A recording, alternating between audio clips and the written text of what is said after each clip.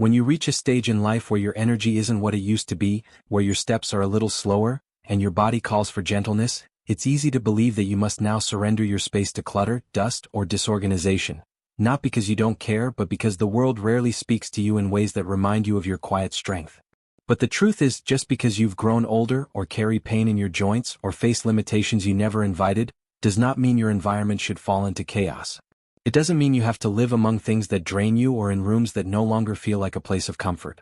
In fact, this chapter, yes, this very one, is when your home should most reflect the peace, dignity, and simplicity you've earned.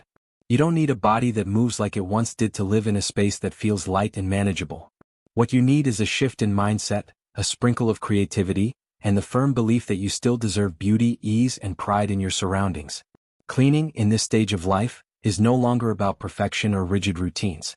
It is about reclaiming control in small, brilliant ways. It's about honoring your rhythm, moving in your own time, and finding joy in the power of subtle transformation.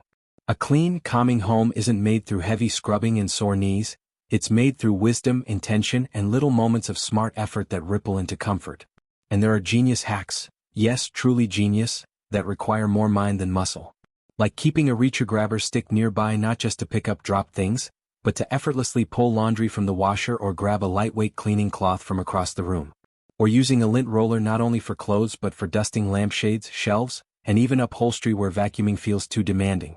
Or keeping a spray bottle of diluted vinegar and water in every major room so you don't have to walk far to wipe a smudge, knowing that cleaning can happen in quick bursts, not long marathons. Or keeping a small caddy in each room with microfiber cloths, so cleaning becomes as natural as brushing away crumbs. When you stop trying to clean the way you did at 30, and instead clean the way your wisdom now allows, a new kind of power rises inside you. You learn to sit and sort clutter instead of bending over it. You learn to let go of things that no longer serve your joy. You learn that a tidy drawer or a wiped table can make you feel refreshed without exhausting your spirit. This is not laziness. This is smart living. It's soul protecting. It's a reminder that control does not live in how much we do, but in how gently and wisely we choose to do it. And there is beauty in this gentleness. There is pride in it. The kind of pride that says, I still care, without needing to prove anything to anyone. The kind of pride that says, I live in this space and I choose to fill it with light. For those with chronic pain or limited movement, these moments of simplified care become small victories. They are reminders that even if your back aches or your hands tremble, you are not powerless. You are still a keeper of your space, and that space still reflects who you are. A survivor, a thinker, a builder of peace. And no, you don't need to vacuum every corner. But maybe you use a robot vacuum. Maybe you declutter the floor so it can roam freely, like a quiet helper you taught to serve you. Maybe you put wheels under your storage bins or use a folding chair while doing dishes. These aren't shortcuts. They're wisdom tools. They're what happens when you stop fighting your limitations and start dancing with them. And when you do, you no longer feel defeated by dust or overwhelmed by clutter. You feel back in rhythm with your life. You feel capable. You feel calm. Because in a world that expects aging to be messy, chaotic, and loud, you've chosen to make yours peaceful, smart, and full of quiet pride. Even something as simple as keeping baskets on every surface where clutter tends to gather becomes a strategy of kindness. It allows you to deal with the mess once a day rather than a dozen times. And using slow, peaceful music as your background while you tidy makes it a ritual instead of a chore. You become not just a cleaner of things, but a curator of your atmosphere.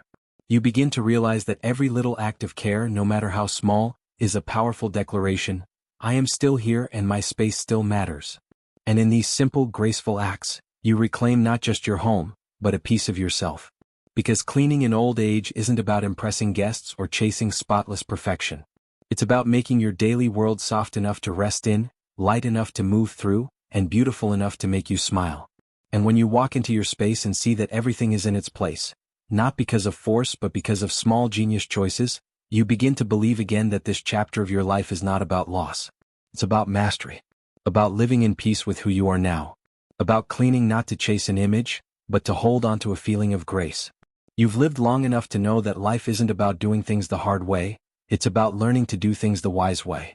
And now is your time to live by that wisdom. So breathe. Sit. Clean slowly. Choose what brings peace, not pressure. And let your home, in all its gentle tidiness, remind you that you still have the power to create beauty around you, one smart, effortless choice at a time.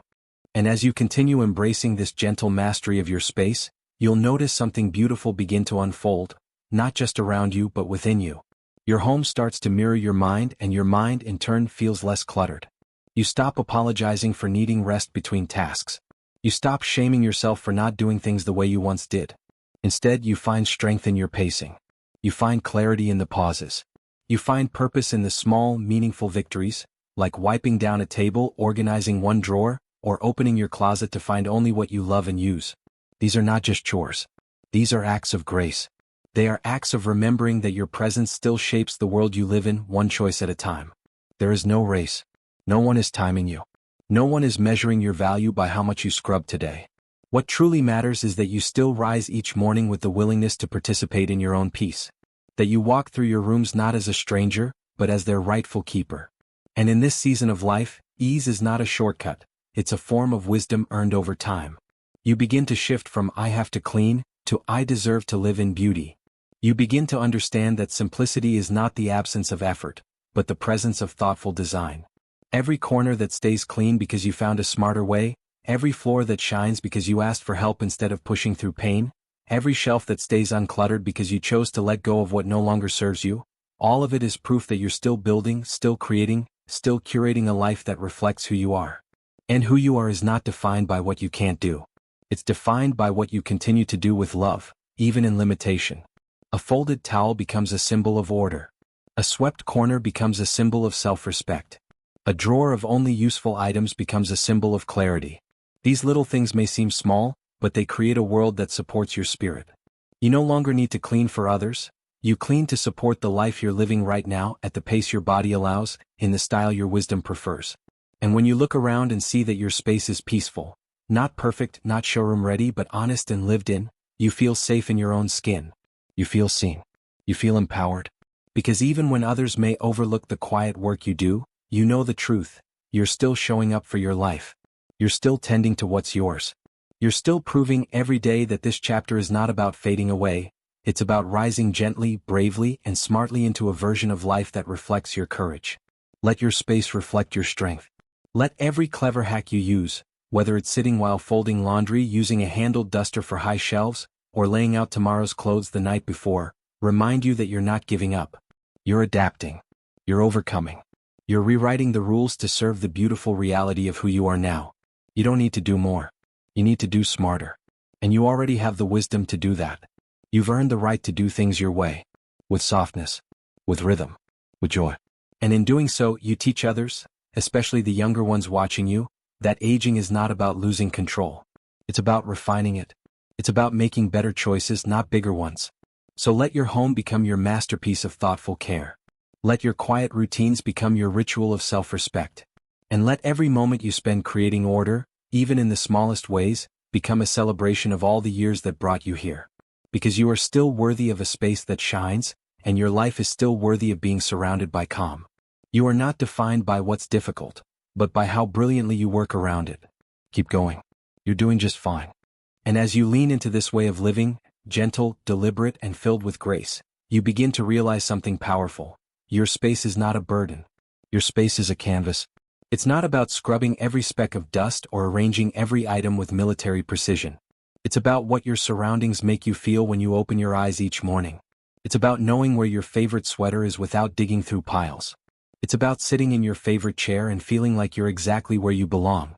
Cleaning, in its deepest form, is not just the act of removing dirt, it's the soul-level act of making room for peace, of clearing away what no longer belongs, of surrounding yourself with only what matters.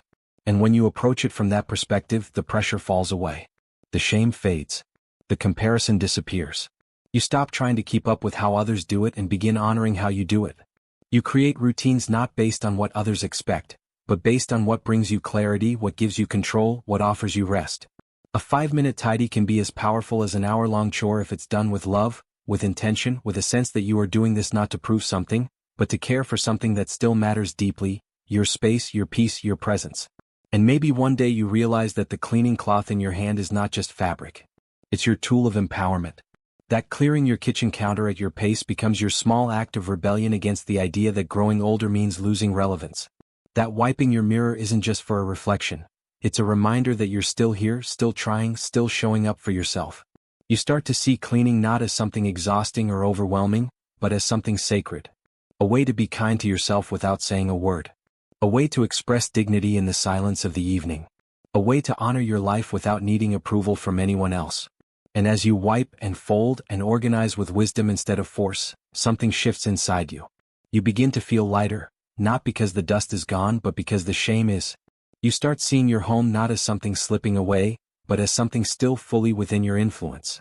Not because you push harder, but because you act smarter.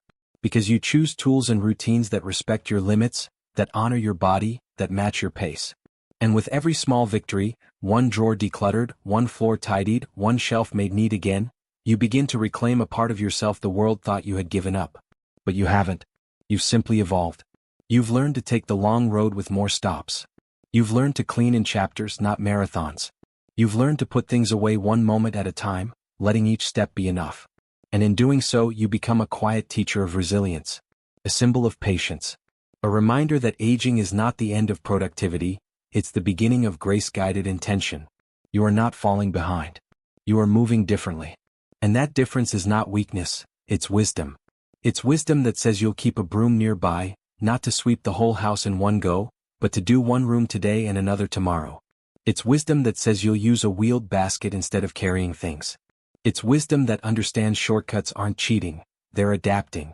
And adaptation, dear one, is strength. It's strength no one can see from the outside, but it's the kind of strength that builds a life of dignity behind closed doors. It's the kind of strength that tells the world, I may do less but I love more. I may move slower but I think deeper. I may clean differently but I live beautifully. That is the gift of this stage in life. That is the truth of your journey.